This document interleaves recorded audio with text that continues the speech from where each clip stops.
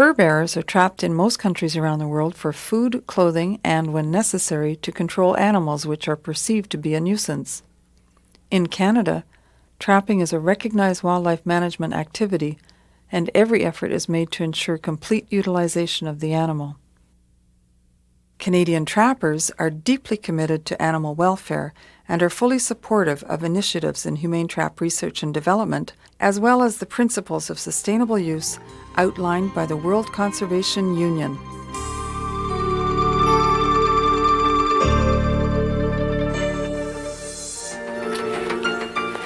This trap here is called C120 Magnum. It's a quick kill trap. Animals caught in this trap here don't suffer. Wildlife use may be a contentious issue for some people who are separated from the land. Canadian trappers, however, spend their lives gaining intimate knowledge and experience of Canada's vast wilderness and wildlife.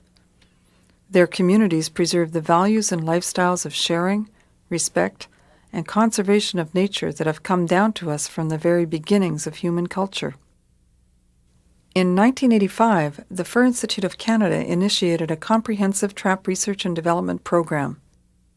This was to ensure that Canadian trapping methods are as humane as current technology allows, while still being efficient and safe for the trapper. This research, which has gained international recognition, is concerned with the humane harvesting of all fur-bearing animals, regardless of whether they are trapped for their fur and other products or as pests and predators. Today, the Institute has the most extensive trap research program in the world. Located near Edmonton, Alberta, its 5-acre research facility is equipped with enclosures that simulate the habitat of study species, housing facilities for the study specimens, remote-controlled infrared cameras to monitor animal activity within the enclosures, an advanced technology laboratory and workshop for preparing and testing traps, advanced computer technology, and an extensive database. All aspects of the research program are conducted in accordance with the requirements of the Canadian Council on Animal Care. To ensure the scientific credibility of research results, a team of scientists, engineers, statisticians, and technicians follow a rigorous research protocol. The 4 stages of the protocol include mechanical evaluation, trap approach study, compound test, and field test. Over the years, trappers have sought to improve their traps so they could be both humane and capture efficient. Due to extraordinary advances in computer technology and developments in infrared photography, the Fur Institute is now able to extend the boundaries of the research compound and laboratories into the habitat of the animals it studies. For example, researchers can now record animal activity at the actual trap location. They can observe the behavior of the target animal as it approaches the trap and, at the same time, access information on how to avoid capturing non-target animals. Some of the most exciting developments in the Institute's research program are being achieved through the use of advanced computer technologies. Programs are now available that simulate the interaction of a target species with a computer-drawn trap. By loading all the data acquired over the past 15 years into a specially designed program, it is now possible to test a computer-generated trap on a computer-generated animal. This advanced technology will minimize the number of live animals required for the research and significantly reduce costs associated with trap testing. By verifying the performance of trapping devices, the Fur Institute's Trap Research and Development Program is making an important contribution to animal welfare. In addition, the program has also increased our knowledge of fur-bearer biology, behavior, and habitat.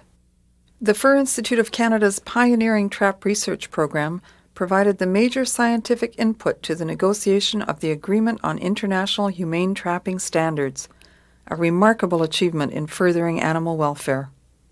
The ongoing research program has successfully identified numerous traps that meet the criteria of the agreement and, with new developments every day, the list of approved traps is constantly being updated. For a current list of approved traps, you can consult the Fur Institute of Canada website or contact us. The Fur Institute of Canada's efforts in humane trap research and development have gained universal recognition and have clearly established Canada as a world leader in this field.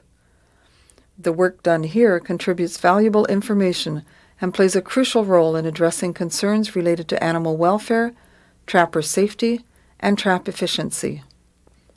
As with any other field of expertise, ongoing research will bring about further scientific and technological improvements. By supporting this research, which embraces tradition, science, and new technologies, wildlife harvesters and managers continue to demonstrate their commitment to the principles of conservation. And when you take an animal, you must do it with dignity, love, and respect.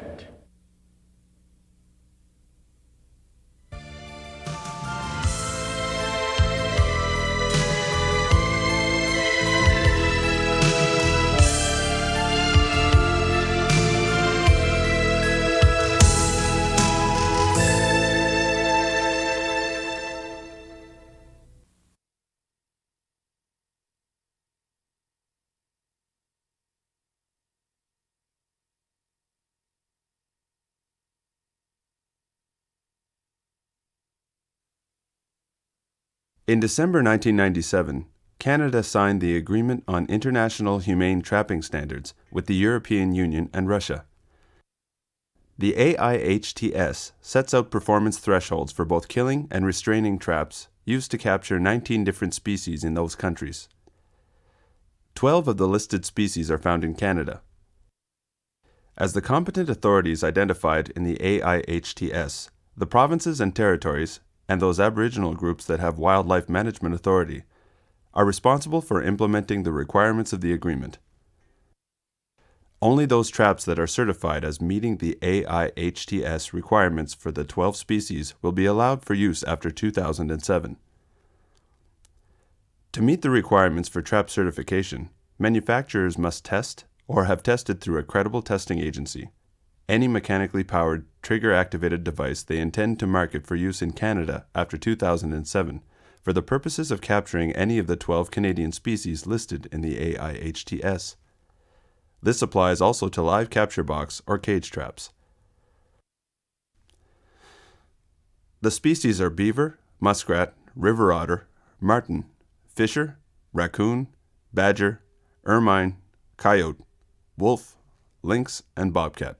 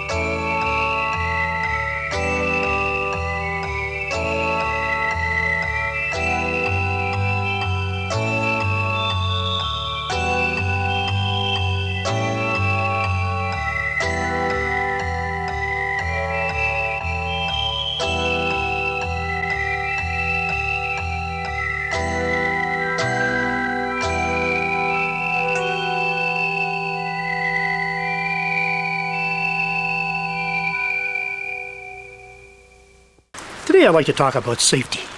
What is safety? Safety goes beyond the tools that we use. Safety is the way we think. It's a state of mind, in many cases, whereby people are aware of possibilities of injuries at all time.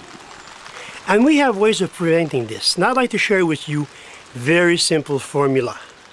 We're going to call it SUPA. SUPA. Remember this. SUPA. You may have a smile, but it works. It'll work for you. S. It means to see, to look. The U is to understand the situation you've got to work with. Your P is to plan your work. And A finally is to act and perform your work in a very safe manner. Whatever you do on your trap line, on your four-wheeler, driving, walking through the ice, remember the simple formula of SUPA, and it will prevent many accidents and injuries through to your life as a trapper. So in this section concerning trap safety, we will be seeing how to proceed with a safe trap opening and using different tools, which will help the trapper to work in a more secure way and avoid in there some accidents. So first of all, we're going to use a killing trap, bigger size than one we call the 330. And the first step to do is to bring out towards you the first spring. Put your foot on it, stabilize the spring, and we're going to use the safety pliers. You got it in different models, so what you do, apply the pliers on the outside of the spring, compress. In this plier, what's interesting is we have a self-blocking tool, so both hands get free to work afterwards. So the next thing to do is to hook up the safety hook, release the pliers, and proceed the same way with the other spring.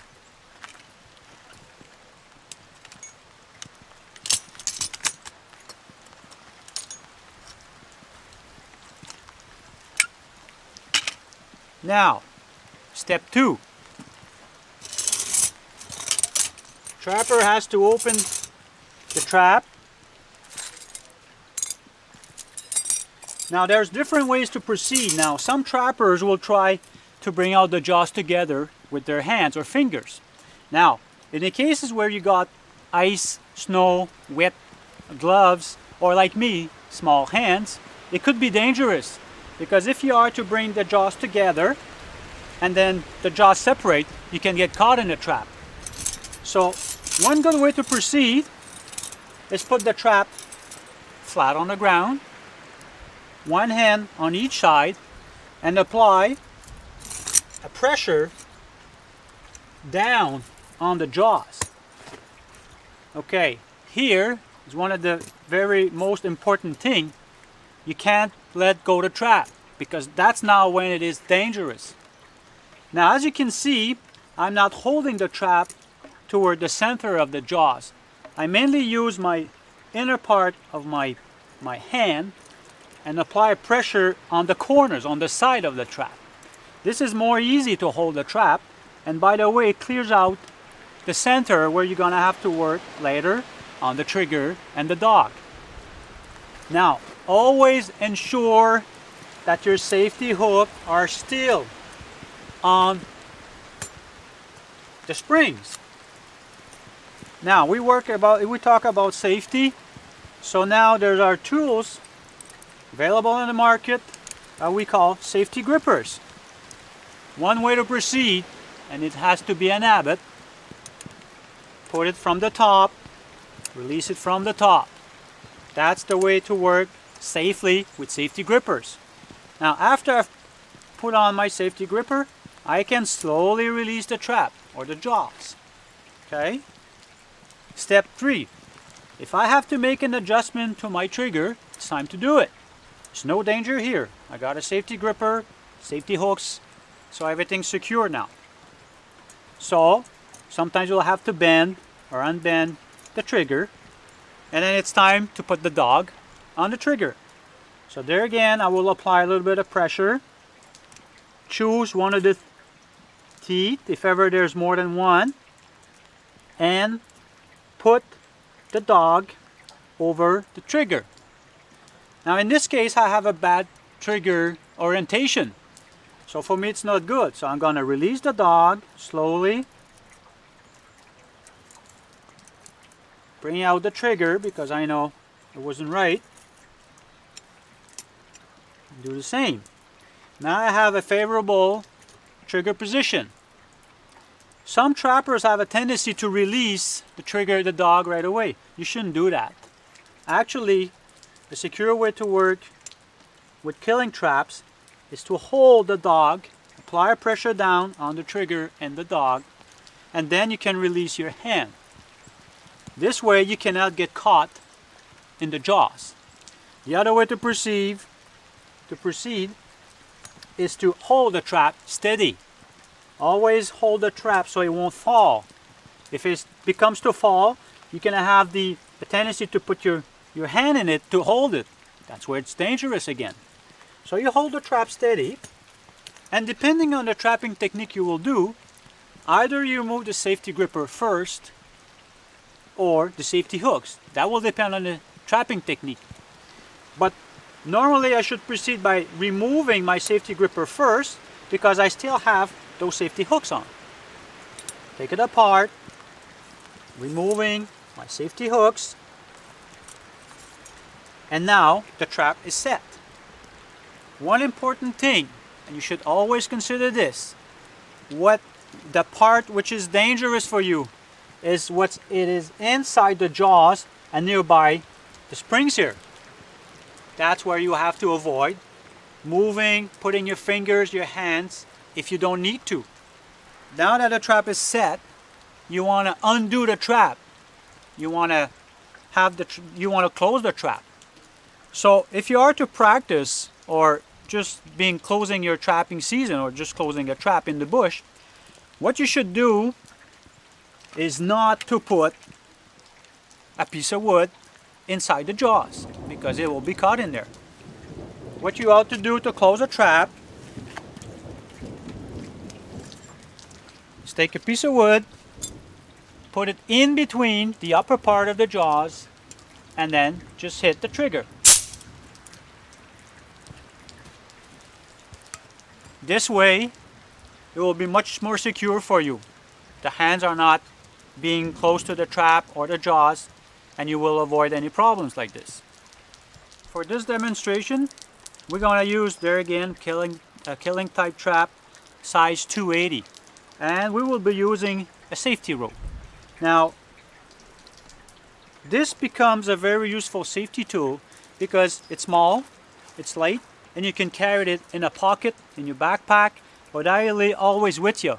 Some trappers will put it around their waist, so when they go on a trap line, they always have a rope, what we call the safety rope, with them. The use of the safety rope is very, very easy. First of all, you make a slide knot.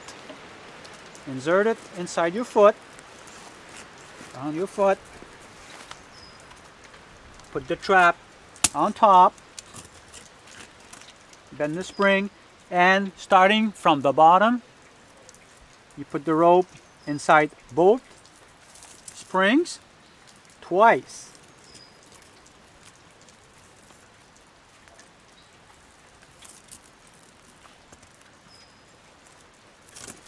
Once it is done, stabilize the trap with your other foot, roll the rope around your hand, and pull.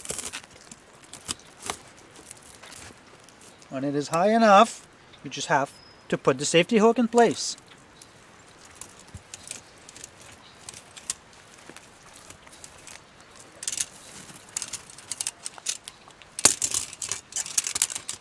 Proceed the same way with the other spring, starting from the bottom.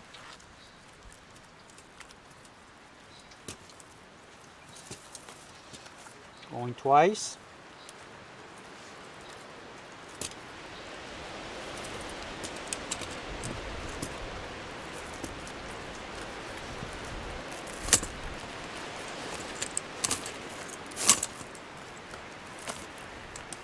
That's it.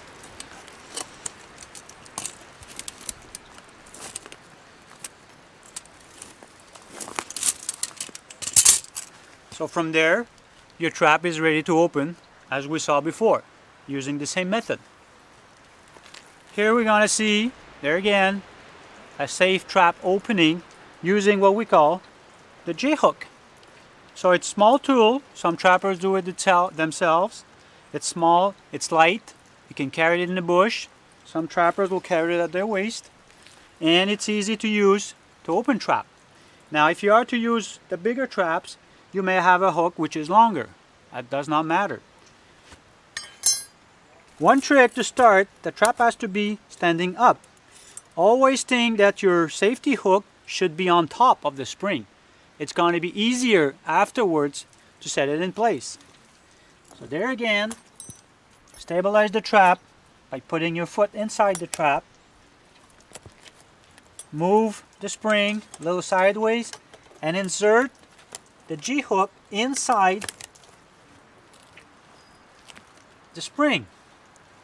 Pull up and put the hook in place.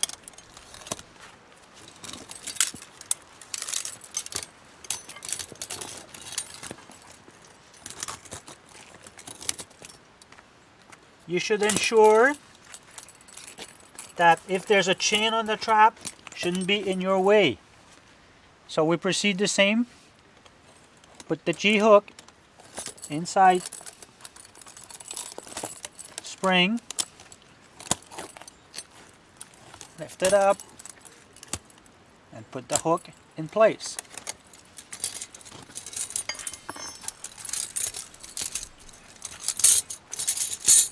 From there, the trap is ready to be opened. Now we're going to see opening of a small traps, namely the one, the size is called the 120. Now there again, you have a various different models that exist on the market. And trapper used to open them with their hands, let's say the previous models that were existing before. But now, if you want to respect the trap standards, manufacturers have made traps which are more stronger and I would say much harder to open. So for instance, a Magnum trap, see the springs there are very hard to open with the hands and can cause injuries to the trapper. So there again, it's a good habit to use the safety tools. Gonna use here a small pliers. Put it around the spring, compress. There again, put my hook in place.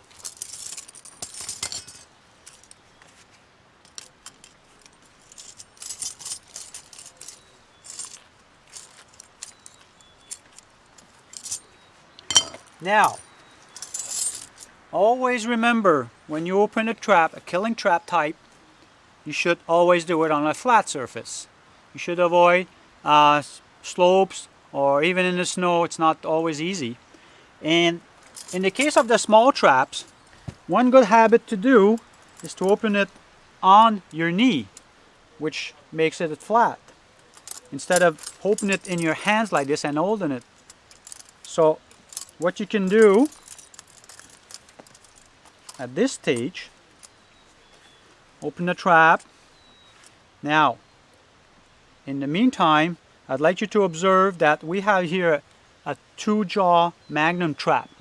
Now be careful that the dog does not slip inside the jaws as you want to open it, because you can't take it out.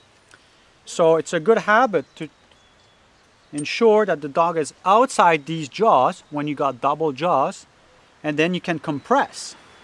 Now, same thing for the trigger. It has to be inside the jaws in order to open it properly.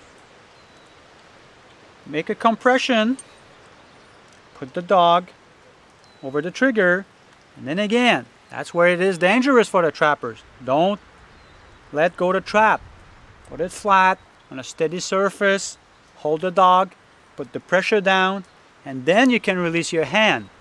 Many accidents happens that way with the small traps, because the trapper thinks it's the dog's properly set, and it's not.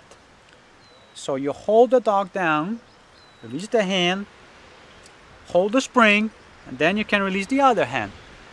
It's very simple. It's only a matter of a habit to do this, and as you do it on your trap line, it becomes just natural. But always remember, these things are dangerous for the trappers.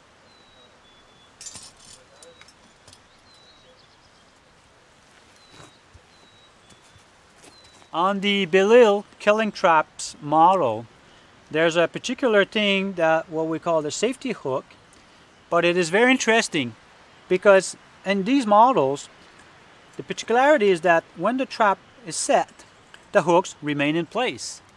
So it adds up to the trapper's safety when he is to manipulate the traps. Now, in order to set the trap properly, trapper has voluntarily have to remove the hooks from the springs. In this case, then the trap is ready to be to work. Otherwise, the hooks remains on the springs and prevents the trap from closing. So that's what happens when the safety hooks are on and you want to spring the trap. Actually, the jaws do not close tight one over the other.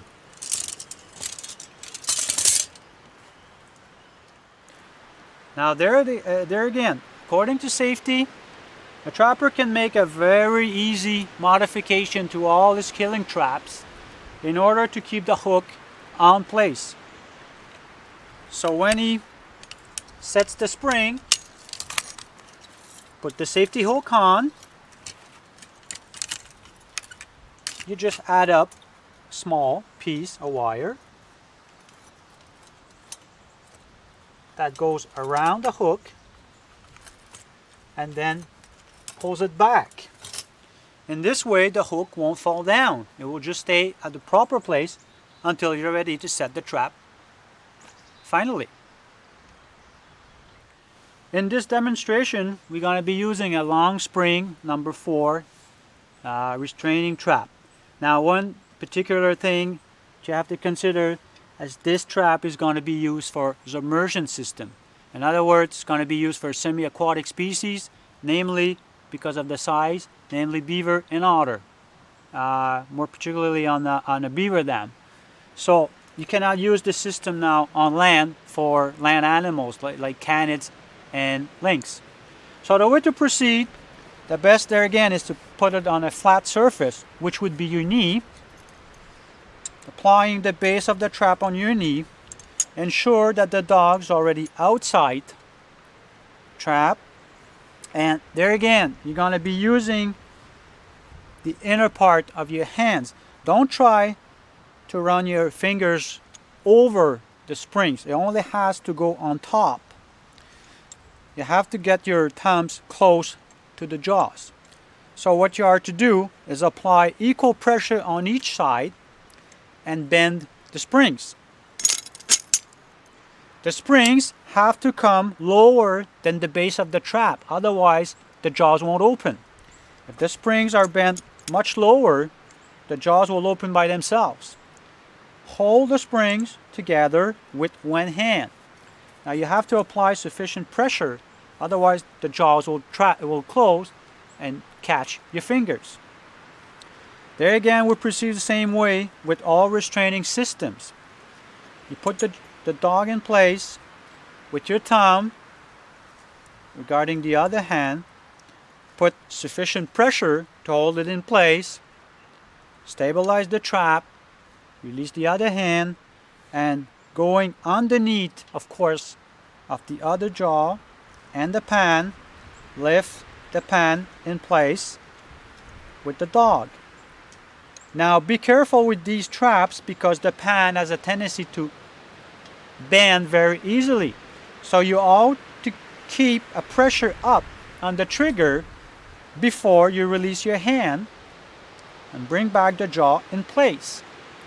Now, one other particular aspect of the long springs, as you can see, the trap is not level. So the way to proceed is that the springs, either the small traps or the big ones, the springs have to come toward the dog and not the opposite way. Otherwise, it will have the one jaw to lift too high.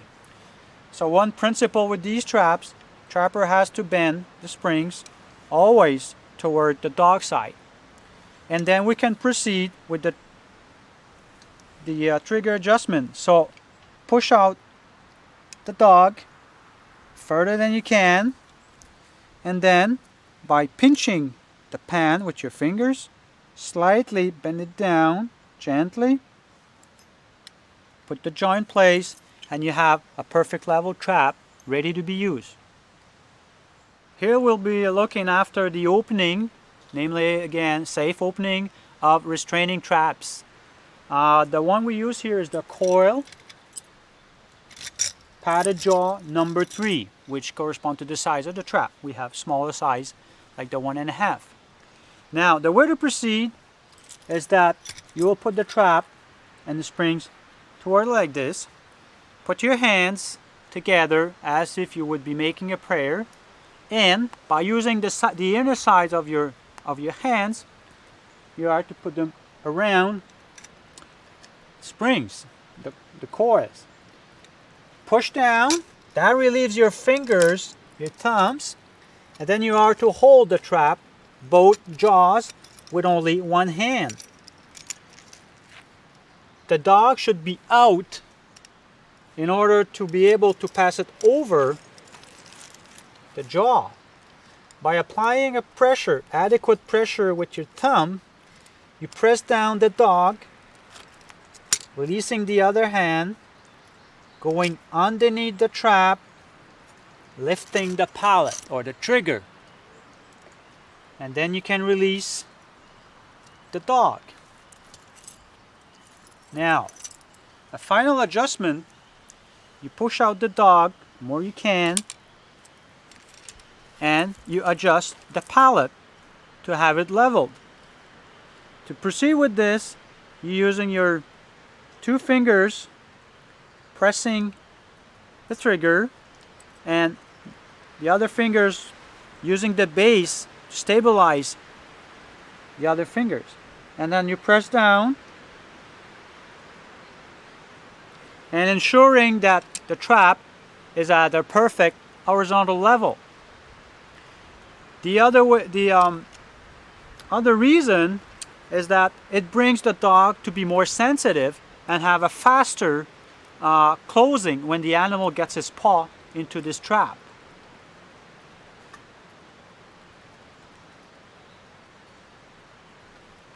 Remember, you always have to work from underneath the pan, never from inside the jaws.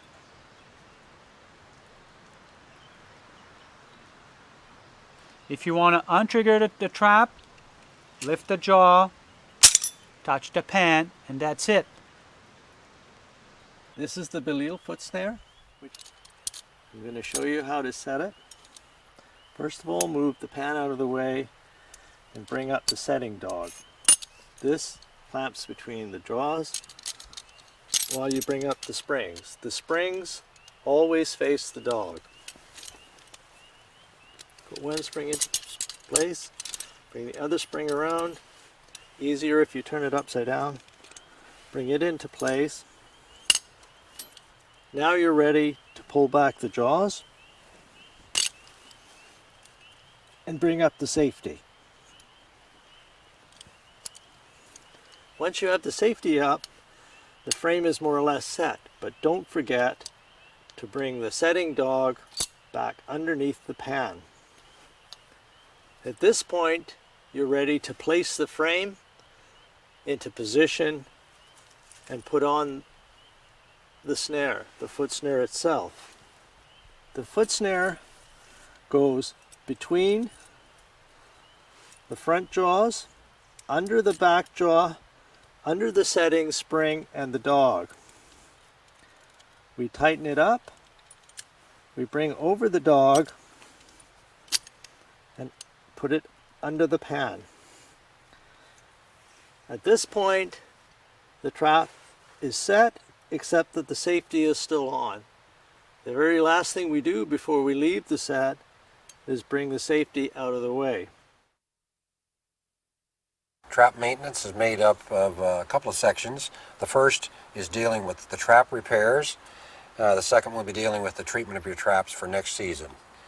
Over the course of the season, you are going to run into some problems with your traps. You're going to have some parts missing, some parts will break, and it's important that we replace these things. For example, we have a 330 here that has a couple of problems with it. It has a trigger that needs to be replaced, and it also has a spring that's broken.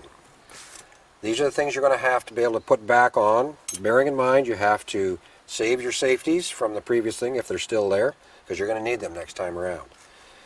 You may have a trigger that's broken, and you have to replace the trigger on your traps. A single trigger will work briefly, but it's better to have a double trigger. Get it even, or get it brand new if you can. A dog may be missing on your trap, or it may have been bent badly when you've had an animal in the trap. Those have to be either corrected or replaced.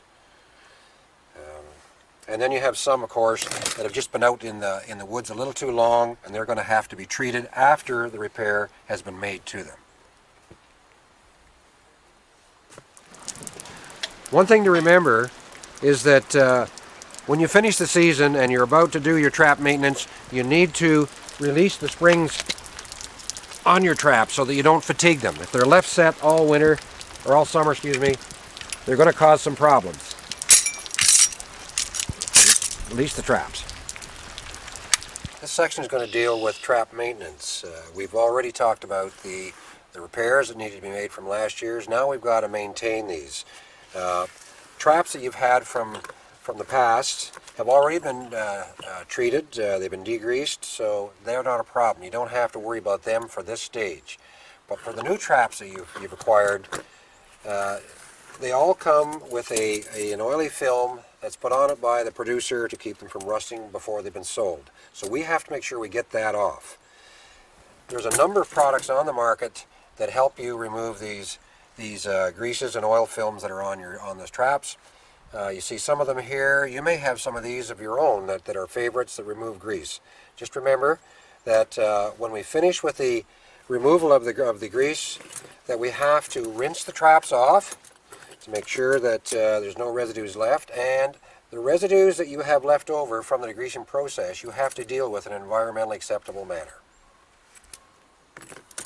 Remember, you have to treat your snares in the same way that you've treated your new traps, and they can be treated in exactly the same way using the same products. Now that we've got our traps degreased or repaired, the second step that we go through is the trap dyeing.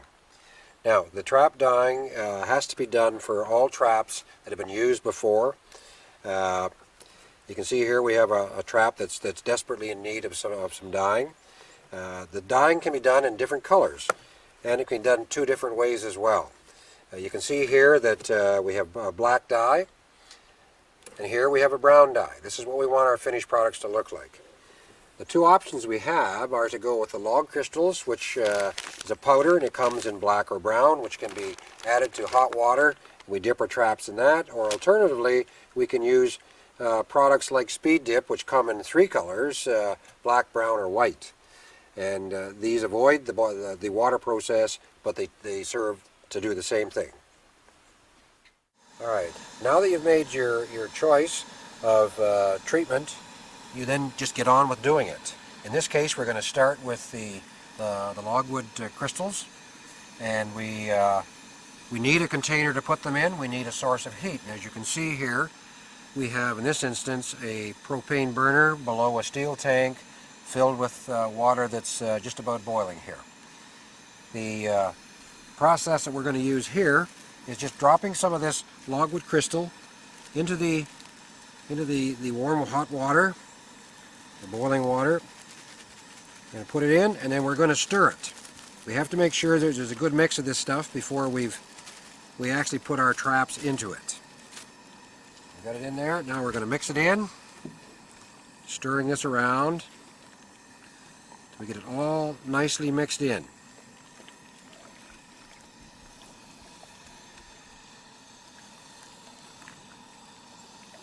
Now it is nicely mixed in. The next step will be to take some of our traps and put our traps in this boiling mix. Now, it's important to remember that the temperature of the steel of your traps has got to be such that this dye will adhere to it. If it's not hot enough, it isn't going to happen. You won't get your dye staying on the trap, and you will have defeated the purpose for this whole exercise. So, we're putting these traps in. You can see they all are badly in need of a treatment.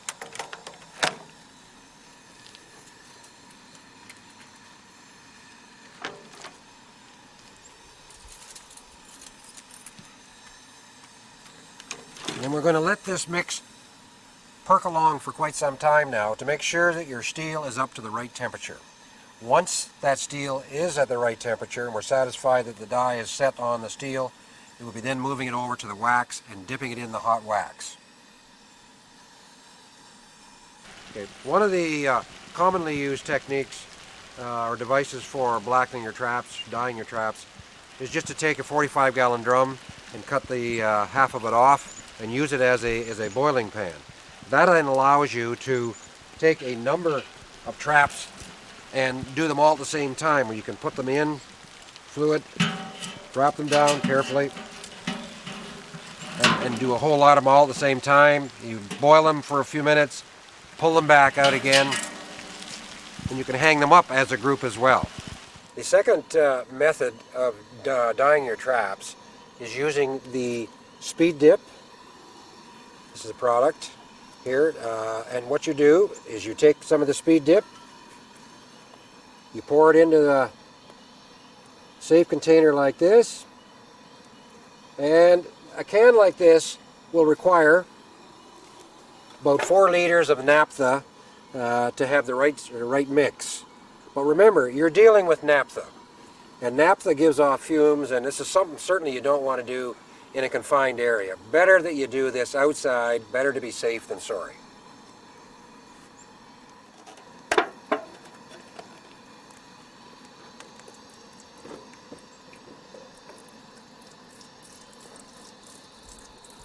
Once we've finished mixing the speed dip and the naphtha, we have to stir it around to make sure that it's ready for the traps. Get that all nicely mixed. Then we simply take our traps,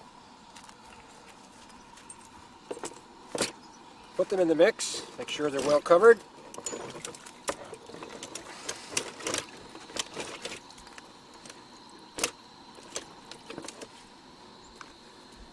Here. Here.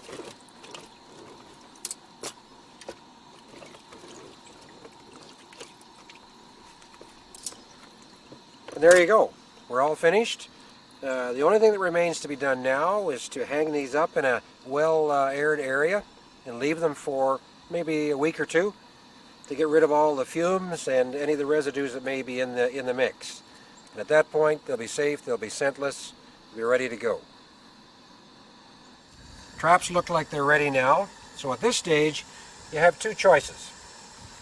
You can either put some wax in and let it melt and float on top of this dyed water, pull your trap up through it, and that will properly wax your trap and make it ready. Or alternatively, you can put it separately in a batch of wax and do the same thing. But here what we're going to do is just melt this onto the top of this dyed water and then bring the traps up through it.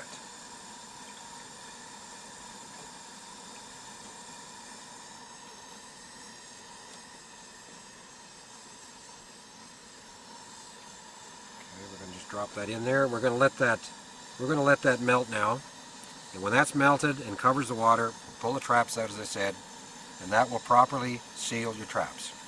Now, no matter which type of dyeing you choose, whether it's the logwood crystal or the speed dip, it's always better to wax your traps at the end of the process. Waxing helps to preserve the trap, adding to its life expectancy. It also seals the treatment on and speeds up the trap. It makes it work much more efficiently. So whenever you can, make sure you get the wax on your traps, whichever method you choose. Alright, now that the wax is melted, the next step of course is to pull them out. To make sure that this trap is properly waxed, you have to carefully pull the trap up through, have a look at it. If it doesn't look quite right, then dip it down in again a little bit. Make sure you've got a good coating of wax on it. There you have it. We'll just lay this back here now and let it dry. Over here. Make sure it's underneath the wax. Good layer of wax. There you go. Properly coated, ready to go. The second method, as I referred to, is rather than putting the wax on top of the logwood crystal, is to simply put them in a separate vat of liquid wax, beeswax or paraffin. Let them set for a while, the wax, until you're satisfied that the wax is properly adhered to the trap, and bring them out. Let them drip off a little bit because you want to save that wax as much as you can. And then lay it aside to be hung up, to be dried. And it only takes probably a few minutes for these things to dry when they're just waxed this way.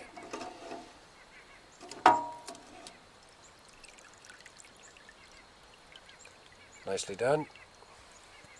Ready for the fall. You can see here now that we finished some of these traps, you can see the significant difference between the ones that have been treated and the ones that have yet to be treated. There's one final point to remember though, and that's after you've had these traps treated with wax, make sure you check the dogs on each of these traps to make sure that they will take a good bite on the bar. So you may want to take a dull knife or something and scrape that little bit of wax that may build up around the dog teeth to make sure you get a good solid connection when you go to set these traps. Okay, for those of you who are also canid trappers, it's important to treat all your equipment in the same way you have the other traps. It's particularly important because canids are very sensitive to scent, and it's very important that we treat these traps so that they're scent free. We take all the equipment that you see here needs to be treated in the wax in the same way that that you've treated your other traps.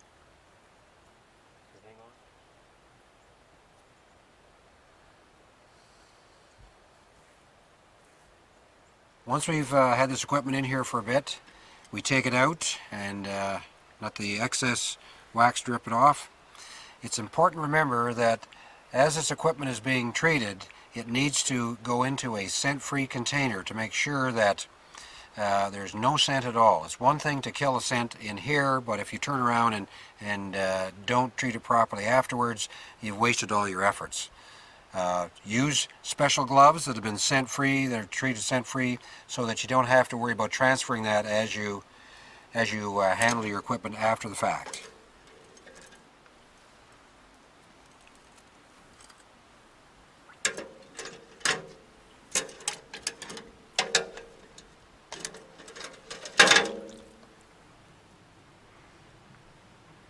Get rid of the excess wax, then onto the container. Okay, now that we've treated our traps, the next step is to put these into a scent-free container. It's important to remember that if you've taken the scent from these things in the process, that you keep them that way right through to the time you're going to use them. So we take a couple of the snares and put them into these sacks.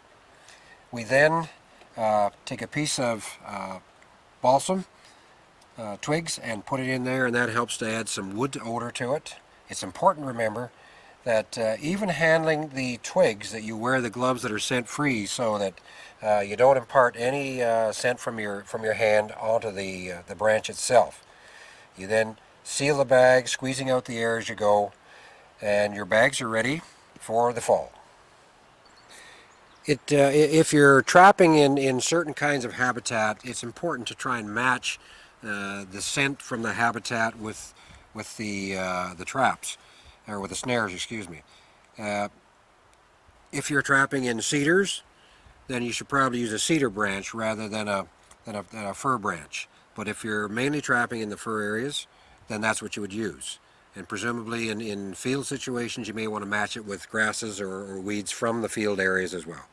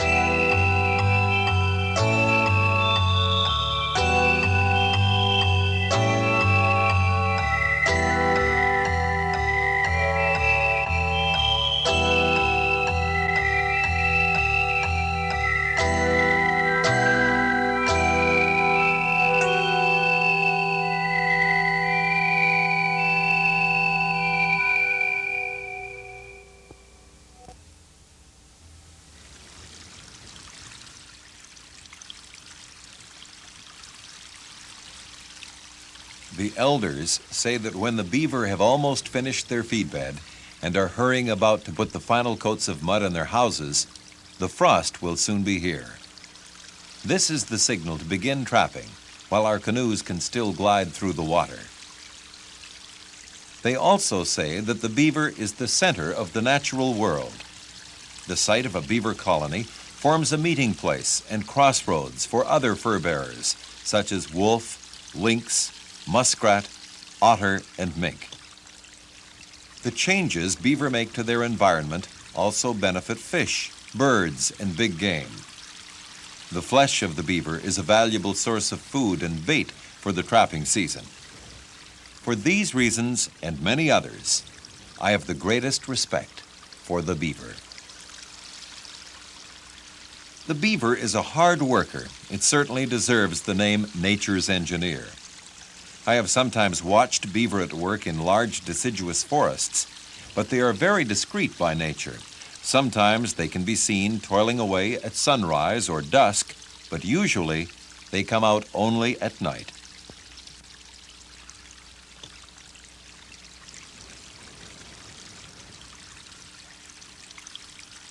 Beaver avoid places where the water is too polluted, too deep, or too rapid. They generally choose sites in slow, meandering streams and creeks, bordered by shrubs and trembling aspen. It's easy to find the beaver's runways by looking for the slide-like furrows worn in the earth. Close to their houses, beaver lay aside a store of food that will enable them to survive the winter when they are imprisoned by the ice-covered pond. Beaver eat twigs and bark. By far their favorite food is trembling aspen. This is good to remember, for you will often use it as bait. However, they won't turn up their noses at cherry, birch, or willow. Without a doubt, the beaver's masterpiece is his dam. When a beaver constructs a dike to form a pond, it is acting on instinct. This instinct directs it to flood part of the forest so it will be easier to fell trees and obtain a food supply for the cold winter months. But the construction of these masterpieces can cause problems, including the occasional flooding of roads and railways. I myself find the dams very useful, since they make it easy for me to locate beaver colonies on my land. As well, a number of traps for beaver can be set at the dam site. Notice the small opening in the dam. This is called the spillway or slide, because the beaver regularly uses it to get from one side of the dam to the other. It's a perfect site for a trap.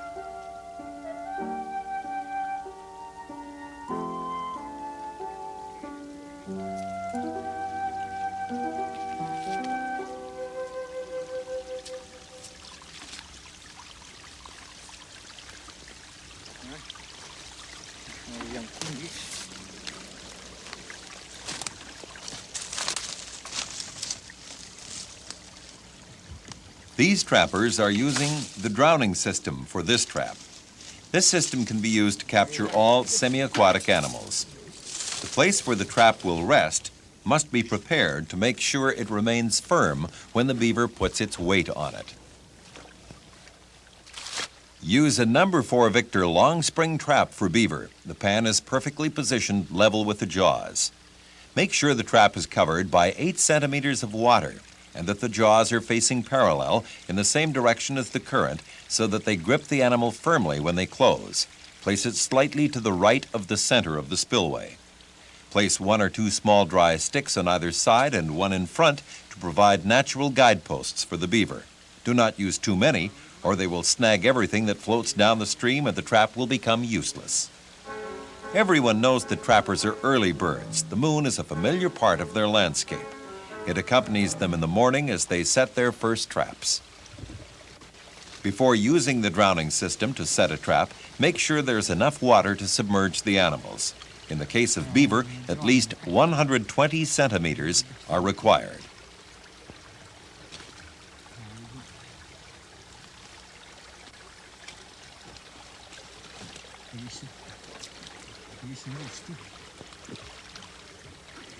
To avoid capturing other, less desirable species, such as muskrat, which use the same routes, Some trappers insert a small flexible branch under the trigger to prevent the trap from closing unless a heavy enough creature, a beaver or the occasional otter, pushes against the trigger. Here are the rest of the instructions. Fasten some wire to the pointed end of a well-sharpened pole.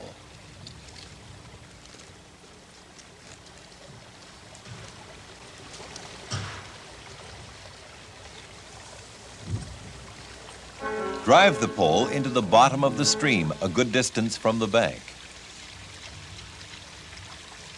This pole acts as an anchor. The wire should be long enough to reach the bank and must be stretched taut.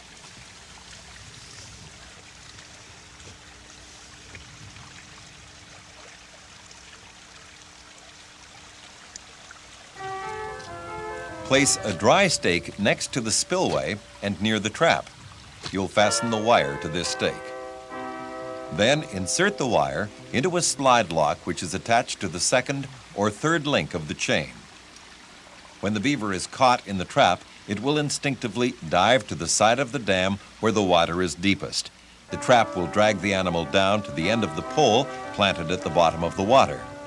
When the animal reaches the bottom, the slide lock will jam. The beaver will not be able to return to the surface and will soon die from lack of oxygen. If you have had to weaken the dam at all, keep in mind that the water level will decrease at that point. Make sure that the trap is operating correctly and that the slide lock runs freely down the wire but will not come back up.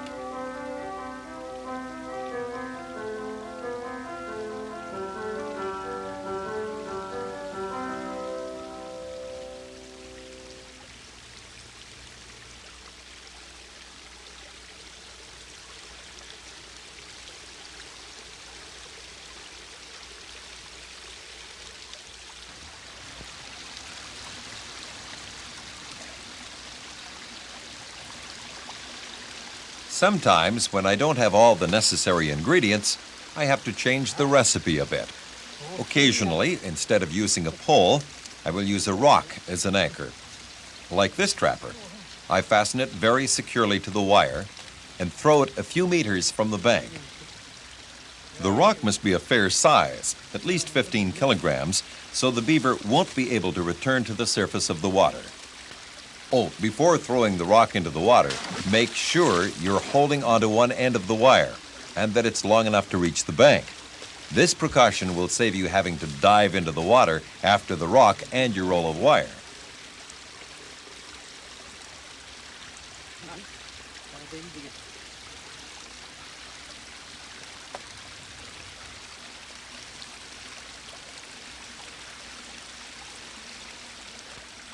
The following steps are identical to those used in setting the drowning trap with a pole, which we just saw, and gave the same results. Fasten the anchor wire stretched taut to a dry stake near the water's edge. To be most effective, the wire should not be above the water level.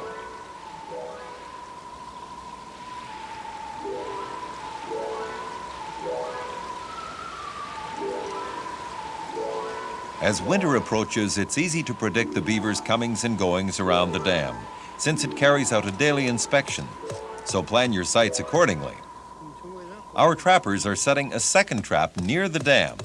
This time, they're using a 330 Cannabear trap. You can use a 330 or 280 to trap beaver. Either model is powerful enough.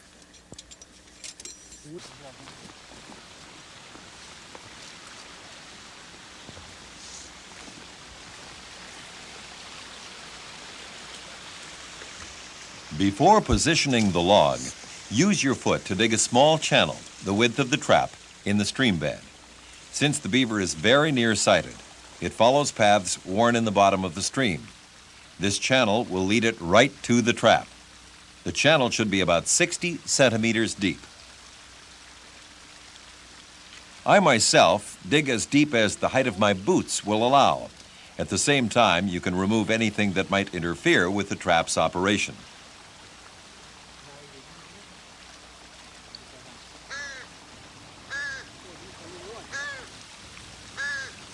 Use dry sticks to anchor the log, sliding them through each of the trap springs. The trap must be placed at least 60 centimeters from the dam. Position it right in the middle of the channel you've dug with your foot and a few centimeters off the bottom. I often use this technique because it remains effective long after the first autumn frost. Even if ice forms on the surface of the pond, an eddy of water between the log and the dam prevents ice from forming here as winter goes on. We haven't been able to find fault with our trapper yet. He's careful to remove the safety hooks from the trap and uses wire to attach the chain securely to a stake near the water's edge.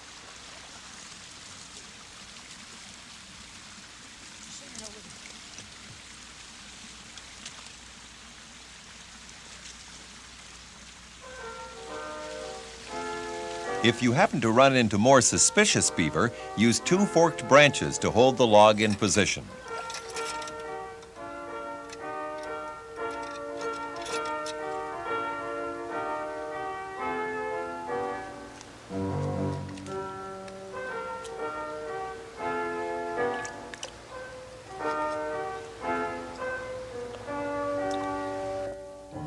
The site will look more natural if you arrange a little grass on top of the log. Now, the beaver will never know you've been there.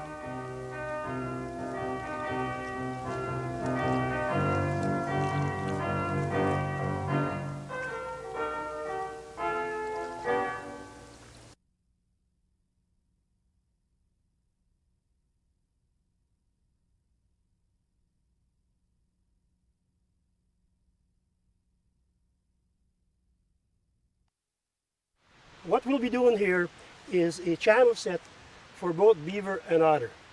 We have here an ideal situation where the animals have been using the trail, the channel and the trail to go up to the upper pond.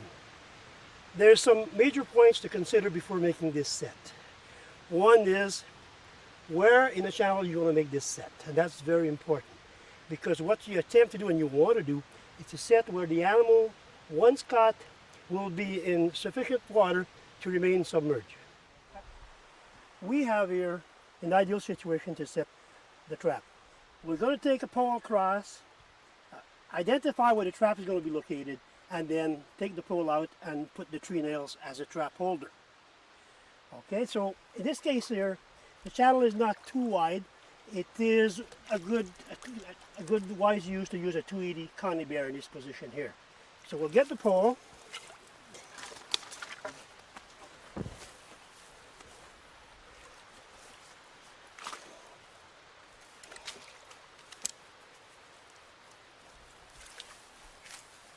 The idea is to put the pole in is to mark on the pole where you're going to be putting your Connie bear on that pole.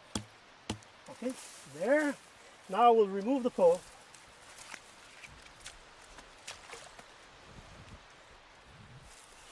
Bring it over here. And we're going to be using 3 nails as a trap holder. The reason for the nails as a holder because it's very practical, and also when the trap is sprung, the trap releases itself from the pole and the animal can get into deeper water and remain submerged. So we have identified here where the nails are going to go on the other side.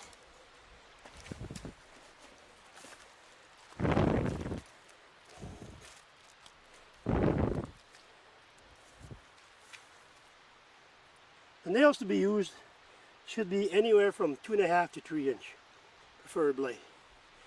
An advantage in using this system is that a trapper can use a bigger pole. He doesn't have to go choose a chosen pole to put through the springs. This enables him to use a big pole as long as he can move it. Okay, so we have established where it goes in the pole. Trapper drives the nails in.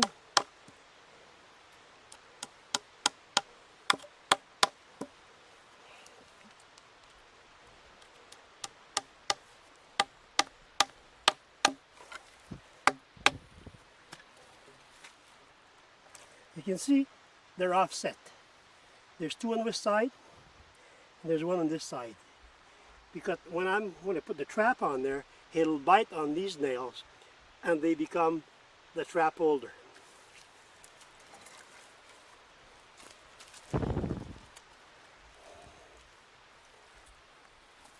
We have selected the trap as mentioned.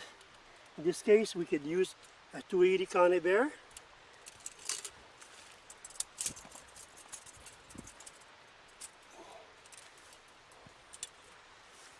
The idea that the trapper should recognize is that when the trap is being placed on the nail, it grabs on the nails.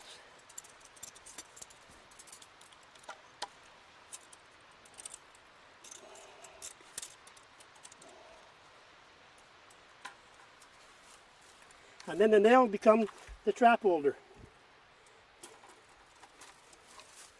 First thing we do, put the safety gripper on.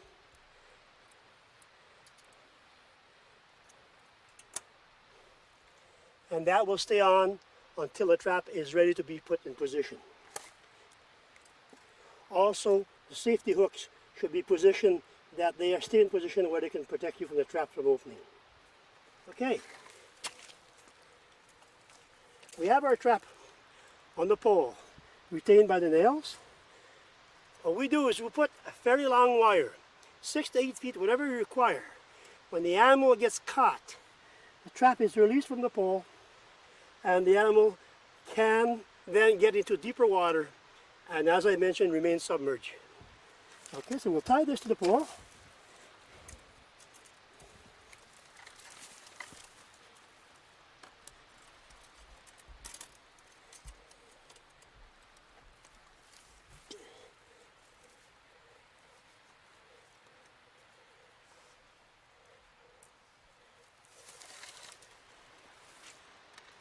Before placing the trap in position, your next step is to set the trigger. What the trapper wants to do is to set the trigger to minimize the entrance in the trap, whereby an otter comes through, it swims fast, has a slim body, and it will get caught. If you separate these wires too much, you create an entrance there where it could dive under and go right through the trap. Very important to have these triggers set properly.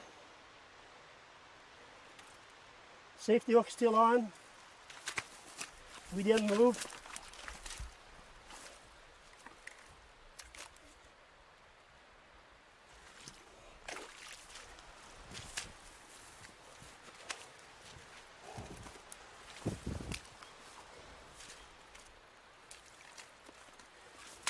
Make sure the wire is all under. Then you remove the safety gripper. Safety hook first, safety gripper. Safety hook is removed. Very important, don't forget the safety hooks on. Trap is then placed in the dead center of the channel.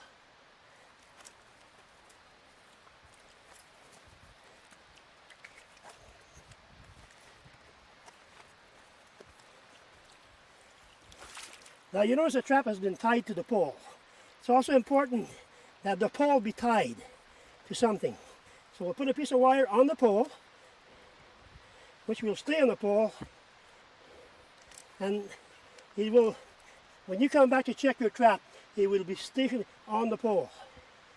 A stake has been driven here, right here, as you can see. Solid stake. When you lower your pole in, take the wire, and make a couple of turns, and then keep everything natural.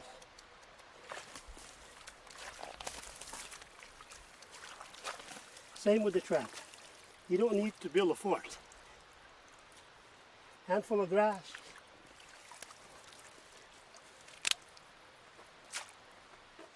Handful of grass. Animals come swimming. It sees the opening in the center, and then it will dive under the pole, caught in the trap, trap releases, and it goes down. I will lift the pole just to show.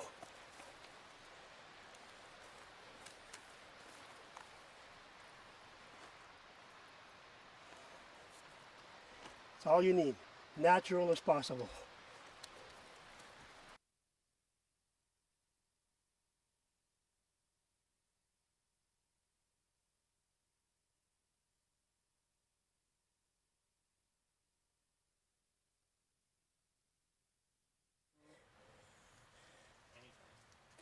What we're going to be doing here is a beaver trail set. But in this case here, we're going to be using a lure to draw the beaver in through our trap. We have a good situation here. As you can see, the trail coming in.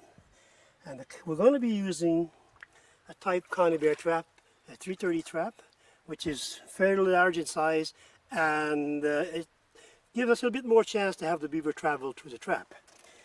We'll be locating the trap in this area here.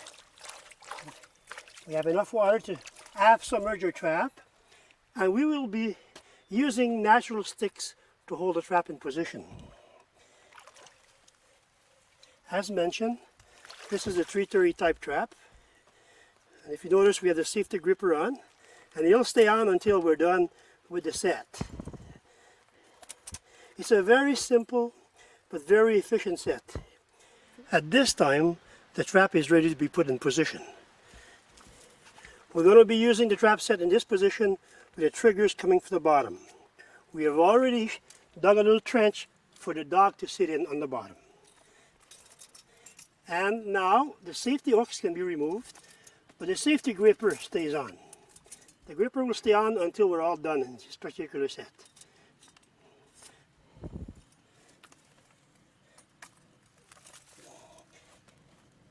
Trap is positioned where we want it with a little channel, and it's going to be held in position with natural little stick, which will allow the trap to be movable once the beaver is caught. Okay, once we've done this, we want to keep everything natural. We have our little stick here, another stick there as trap holder. We're going to put some grass here. A little bit of grass on this side.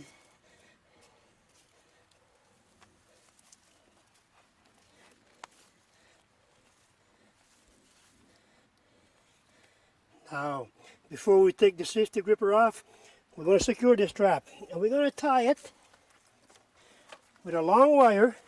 In this case, we have about 8 feet of wire or more. We're going to tie it as far off as we can. So again, the beaver, once it gets caught, the trap will move out of there, and in struggling, the beaver gets into deeper water and will be submerged. We're lucky in this case, we have a good pole here, natural anchor for our trap.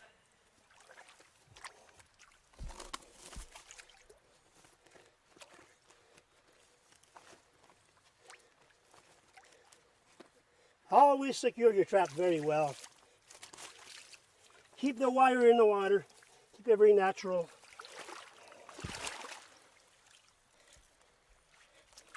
It should be noted that any trap you set in the field, the traps had to be treated and waxed before you use them. At this time, the safety gripper can be removed. The dogs are positioned, the trigger's positioned with a good strike on a beaver. And if this is an area where you have otters coming through, you can slightly reduce the entrance by putting a little stick like this. And this will force the otter to hit those triggers. Okay, I'll put these back on. Again, maintain a natural environment.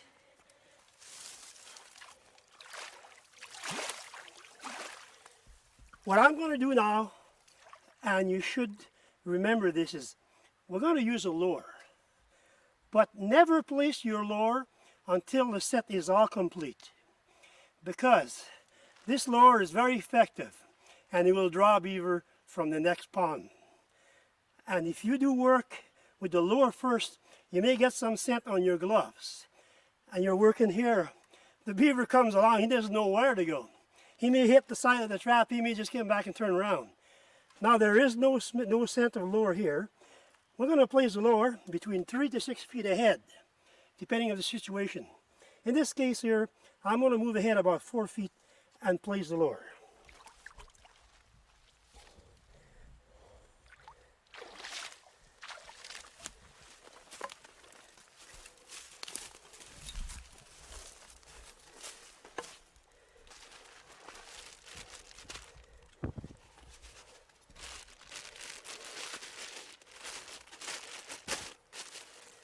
This lure has been prepared in advance, and it's a natural lure using casters and oil sac and a bit of oil of anise, glycerine.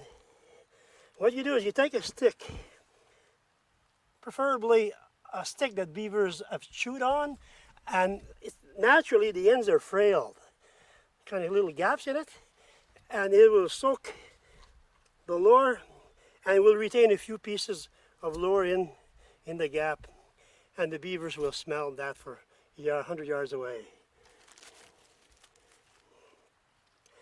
We'll place the lure, in this case, about 4 feet ahead, and on the side a little bit here. And we'll protect our lure a little bit with some leaves here. They'll still pick the smell from the pond. This worked very, very effectively. When he comes in swimming, he'll smell that lure. He doesn't care anymore about the trap. He wants to know what's there. That's why it's so effective and so efficient.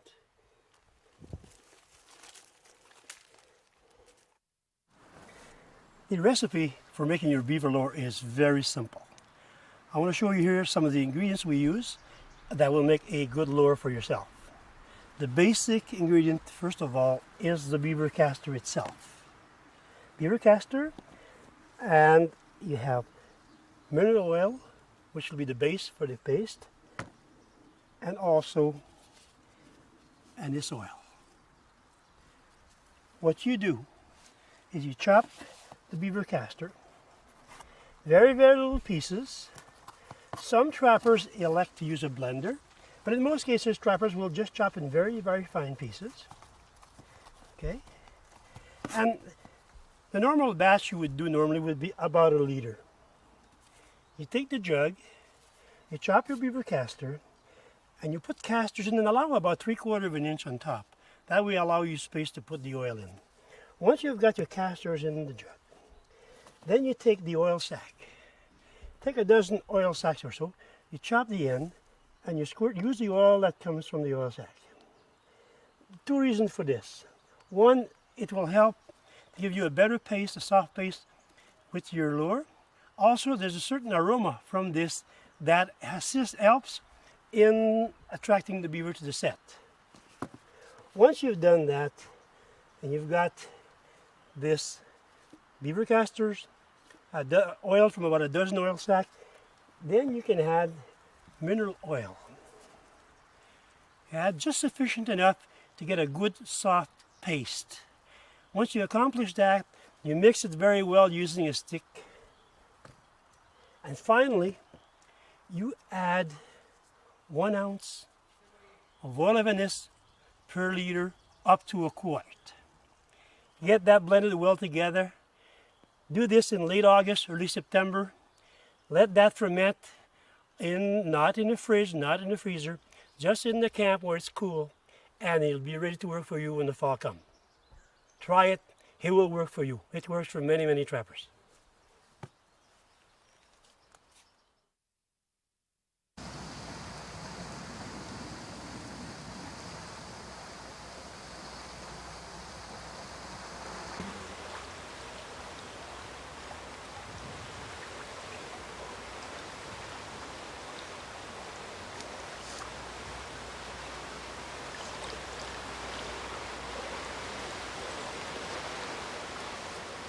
Often, I should say most of the time, I adapt my trapping methods to the site.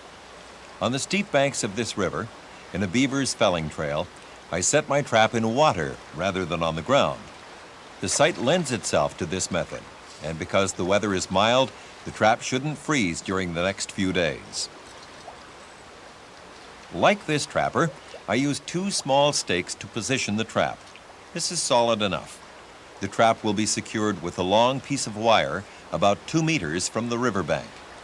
This way, when the beaver springs the trap, it will fall into very deep water, safe from other predators. Notice how well the partly submerged trap blends into its surroundings.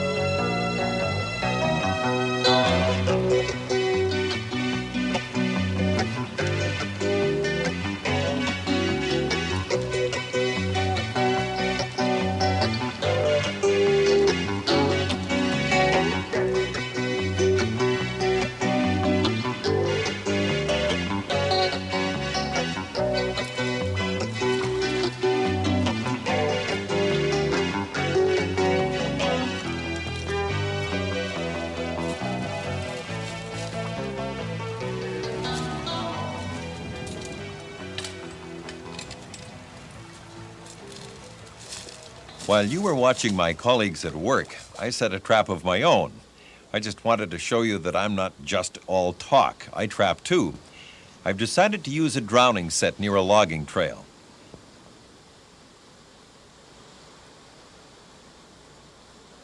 The water is at least 120 centimeters deep here, and there are no obstructions to prevent the trap from sliding right to the end of the wire. The pole is driven firmly into the bottom so the beaver can't pull it up. There are many fresh signs of beaver here. The aspen trees have been cut recently. The beaver was probably here last night. Did you notice? The snow is gone from the trail. All these signs are very recent. The animal is sure to return. All I have to do is leave my trap to do its work overnight.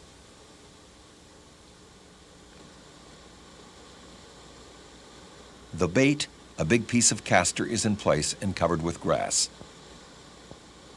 The anchor wire is free of obstructions from end to end.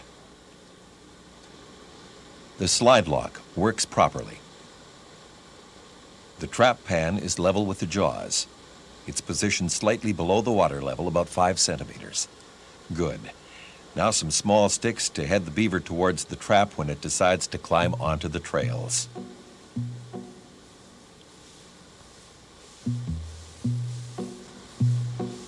It looks like the animal has been back. These tracks are fresh. One of the aspen twigs I put out yesterday has been moved and the bark has been gnawed. Maybe the beaver went around the trap. You see, the way to trap beaver in open water is crystal clear. Just remember to plan your harvest with a view to maintaining the resource for future generations. And make sure you inspect your traps as often as possible.